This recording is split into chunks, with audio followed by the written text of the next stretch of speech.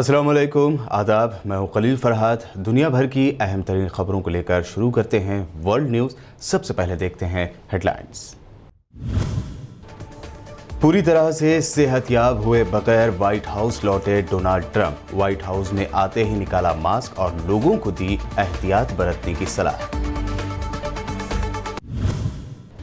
तुर्की का आज़रबाईजान की हिमायत में ऐलान। कहा, तुर्की आज़रबाईजान के साथ था और अब भी है।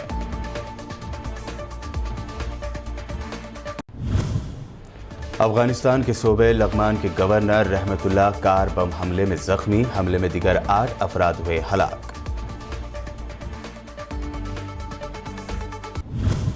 सड़क हादसे में शदीद जख्मी अफगानिस्तान क्रिकेट टीम के ओपनर बैट्समैन नजीबुल्लाह तारकाई का हुआ इंतकाल। अफगानिस्तान क्रिकेट बोर्ड ने दी जानकारी। क्रिकेट की दुनिया को लगा झटका। भारत में बढ़ते रेप के मामलात पर यूनाइटेड नेशन ने जाहिर की तशवीश। मोदी सरकार ने यूएन के रिमार्क को बताया गैर जरूरी। कहा, अभी चल रही है जांच। सुप्रीम कोर्ट में योगी सरकार ने हाथरस मुतासरा के अंतिम संस्कार को बताया जायज। कहा, अगर देर रात लाश नहीं जलाई जाती तो यूपी में भड़क उठते दंगे। यूपी पुलिस का दावा, मुतासरा खानदान को दिया गया था झूठ बोलने के लिए 50 लाख रुपए का लालच। और अब पेश खबरों की तफसील। अमेरिकी सदर Donald Trump Walter red military अस्पताल में 4 दिन गुजारने के बाद मंगल के रोज़ व्हाइट हाउस वापस लौट आए हैं। अलबत्ता वो कोविड-19 वायरस से मुतासर होने के बाद अभी तक मुकम्मल तौर पर सेहतयाब नहीं हुए हैं। ऐसे में ये खबर सामने आई है कि व्हाइट हाउस में आते ही ट्रंप ने मास्क निकाल फेंका, जिसके बाद उन पर तनकीद की जा रही है। बहरहाल वापसी के फौरी बाद ट्रंप ने एक वीडियो पैगाम के जरिए अमेरिकियों को कहा कि वो बाहर निकले मगर एहतियात बरतें और खबरदार रहें। ये पैगाम ट्रंप ने अपने ट्विटर अकाउंट पर पोस्ट किया। अगरचे अब तक 2,10,000 अमेरिकी शहरी कोरोना के सबब मौत का शिकार हो चुके हैं, ताहम अमेरिकी सदर का कहना है कि आप लोग इससे खौफ न खाएं, आप इसे शिकस्त देंगे। आप लोग इस वायरस को अपनी जिंदगियों पर गालिब ना होने दें, बाहर निकलें और एहतियात का दामन हाथ से ना छोड़ें। Don't let it dominate. Don't let it take over your lives. Don't let that happen. We have the greatest country in the world. We're going back. We're going back to work. We're going to be out front. As your leader, I had to do that. I knew there's danger to it, but I had to do it. I stood out front. I led. Nobody that's a leader would not do what I did. And I know there's a risk, there's a danger, but that's okay. And now I'm better, and maybe I'm immune. I don't know. But don't let it dominate your lives. Get out there, be careful. We have the best medicines in the world, and it all happened very shortly, and they're all getting approved, and the vaccines are coming momentarily. Thank you very much. And Walter Reed, what a group of people. Thank you very much. तुर्की के सदर रजब Tayyip Erdogan ने एक सरकारी इजलास के बाद अपने बयानात में जोर देकर कहा है कि तुर्की आज़रबाईजान के साथ था और अब भी खड़ा है। आर्मेनिया के खिलाफ लड़ाई में अनकरा आइंदा भी बाकू की हिमायत जारी रखेगा। उन्होंने कहा कि आज़रबाईजान के अवाम बड़ी मुश्किलों से गुजर रहे हैं। उन्होंने जोर देकर कहा कि तुर्की अपना हक हासिल करने की कोशिशों में आज़रबाईजान के साथ खड़ा है। उन्होंने मज़ीद कहा कि हम आज़रबाईजान के मुसल्लह अफवाज की कामयाबियों को मुबारकबाद पेश करते हैं और हम इन फतूहात में आपके साथ हैं। ओमान ने अपना सफ़ीर जंगज़दा मुल्क सीरिया यानी शाम के लिए दोबारा मुकर्रर करने का ऐलान कर दिया। इस तरह 2012 से शामी दारुल हुकूमत दमिश्क में अपने सिफारती मिशन बंद कर देने वाली खलीजी रियासतों में ओमान पहली रियासत है जिसने अपना सफ़ीर दोबारा दमिश्क में मुतय्यन करने का फ़ैसला किया है। 2012 में दमिश्क में कायम खलीजी सिफारती मिशन के दफातर पर हुकूमती हमलों के बाद एहतजाज के तौर पर तमाम खलीजी ममालिक ने अपने सिफारती मिशन बंद कर दिए थे।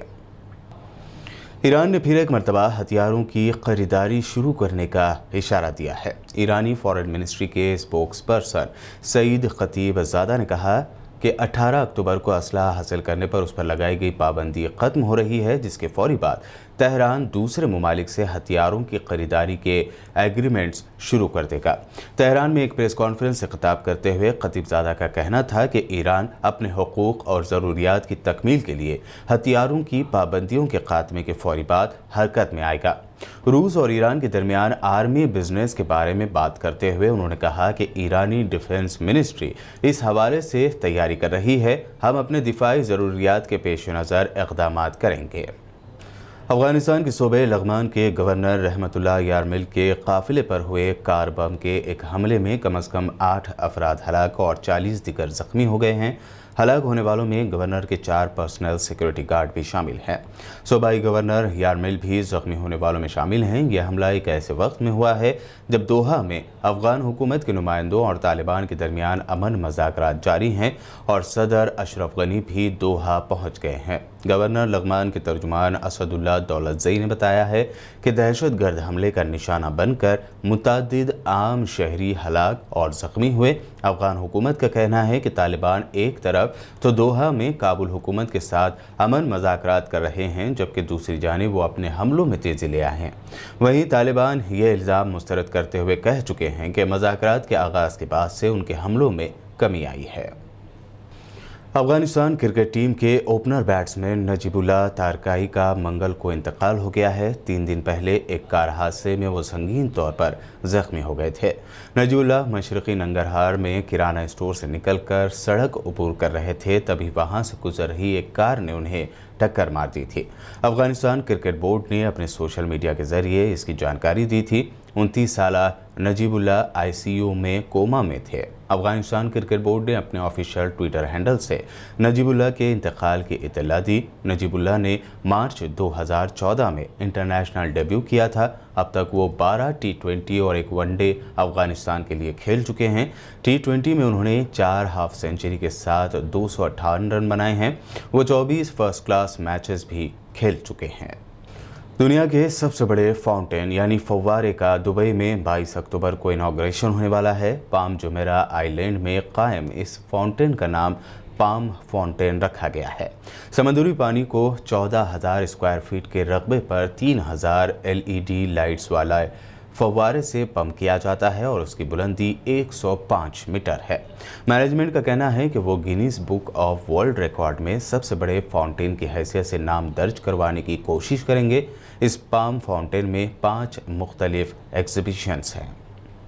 دنیا کے سب سے پراسرار ملکوں میں شمار ایجپٹ میں لوگوں کی کیوروسٹی بڑھانے کا ایک اور واقعہ سامنے آیا ہے۔ ایجپٹ میں 59 یعنی 59 ممیوں کے قریب 2,500 سال پرانے تابوت ملے ہیں، جنہیں عوام کے سامنے ہی کھولا جا رہا ہے۔ ضرور دیکھیے یہ دلچسپ رپورٹ۔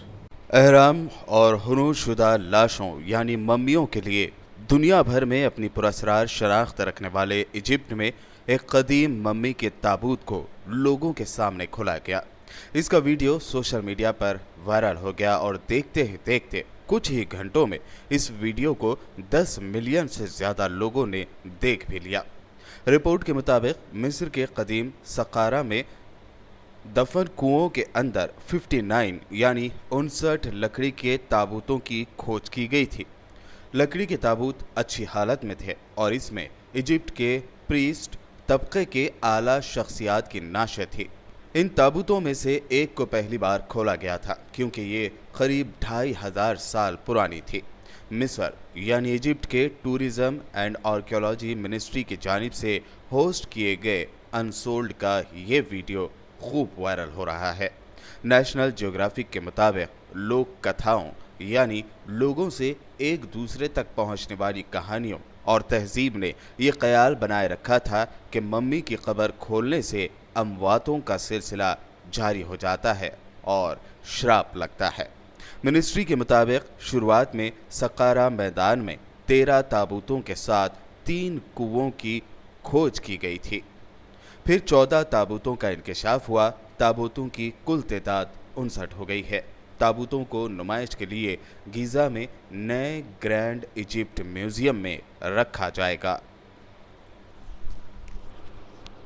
بلیٹن میں خبروں کا سلسلہ لگاتار یوں ہی جاری رہے گا۔ بریک کے بعد دیکھیں گے نیشنل نیوز، جلد لوٹتے ہیں۔